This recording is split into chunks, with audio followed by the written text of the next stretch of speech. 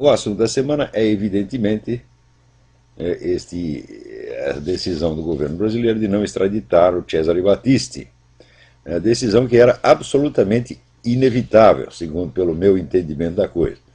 O Lula estava só enrolando para fazer isso bem no finzinho do mandato. Que no Brasil, antigamente, tem aquele dito racista de que preto, se não caga na entrada, caga na saída. Que preto uma pinóia, meu filho. É brasileiro, brasileiro.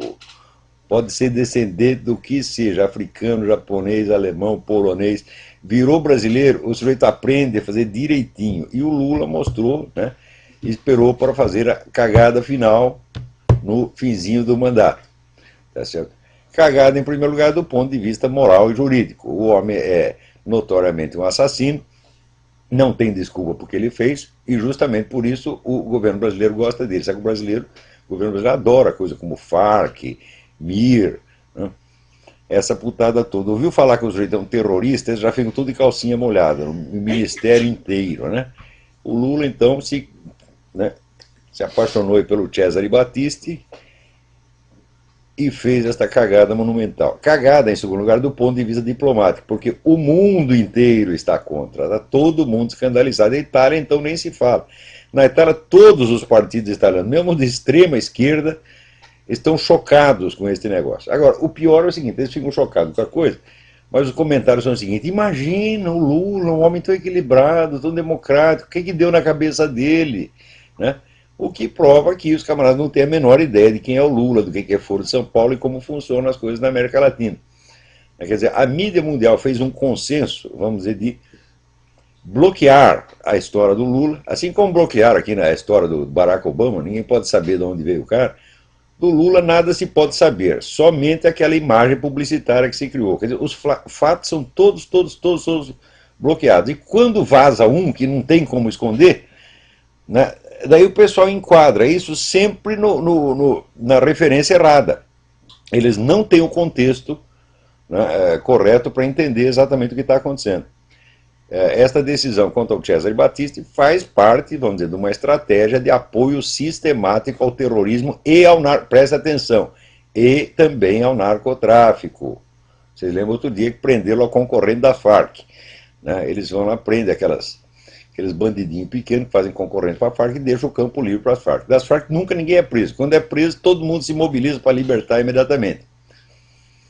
E se chegar qualquer camarada ligado à rede terrorista internacional, o governo brasileiro vai se apressar para proteger. É uma coisa de uma constância, é de uma coerência, de uma lógica tão evidente, né, que o sujeito só não percebe, né, por causa daquele negócio que falava o Gilberto Amado. Cada vez que ele via um brasileiro capaz de juntar causa e consequência, ele tinha um orgasmo.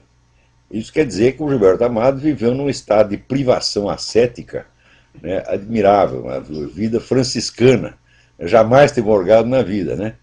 E eu também, é que eu não adotei, graças a Deus, não adotei este critério, né? Eu não condiciono orgasmos a esta coisa impossível, tá certo? Eu já sei que os caras nunca vão entender nada mesmo, né?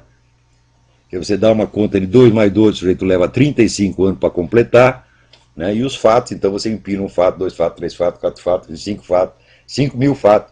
Os caras não tiveram conclusão nenhuma. No caso brasileiro, não tem desculpa. Por quê? O pessoal sabe do Foro de São Paulo, já foi aí anunciado, eu estou falando disso faz 15 anos.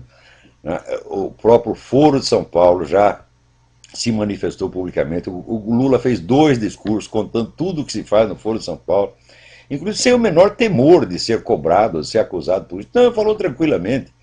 Né? Contou lá, não, nós tramamos lá o plebiscito do Hugo Chávez, botamos o Hugo Chávez no poder e o conservamos lá. Confessa uma intromissão na vida política do país estrangeiro, ninguém nem liga. Né? O brasileiro virou uma espécie de ímã complacente, né? Aceita até piroca de rinoceronte e não sente absolutamente nada. Né? No dia seguinte está intacto. É como diz o cara, é uma resiliência formidável. Né? O brasileiro tem resiliência anal. Né? Então, agora, os estrangeiros, coitados deles, não têm culpa, porque eles não recebem informação mesmo. Por quê? Evidente. Sabe o que é correspondência estrangeiro? Correspondência estrangeiro é o sujeito que dorme até 2 horas da tarde, né? Ele acorda, lê 1 ou 2 jornais locais, faz um resuminho e manda para a redação. É isso que eles fazem. Então, os correspondentes da Itália, da Alemanha, da Inglaterra, no Brasil, eles fazem isso, né? Quando aparece o sujeito trabalhando um pouquinho mais, que nem o Larry Rogers trabalhou, descobriu umas coisas, vira um escândalo nacional. Ele descobriu que o presidente bebia.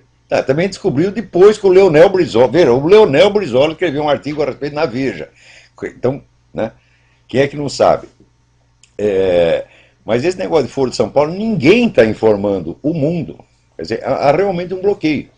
Isso aí só se explica pelo fato de que 5 ou 6 potentados, né, que dirigem a ideia de nova ordem, a aplicação da ideia de nova ordem global, compraram todos os jornais da Europa, os principais jornais da Europa, dos Estados Unidos, os principais canais de televisão. Então eles, né, selecionam o que pode sair e o que não pode sair, né? Então, o Foro de São Paulo continua oficialmente inexistente. E o Lula, né, é uma espécie de. É o Fernando Henrique Cardoso de barba, de acordo com o entendimento deles, né?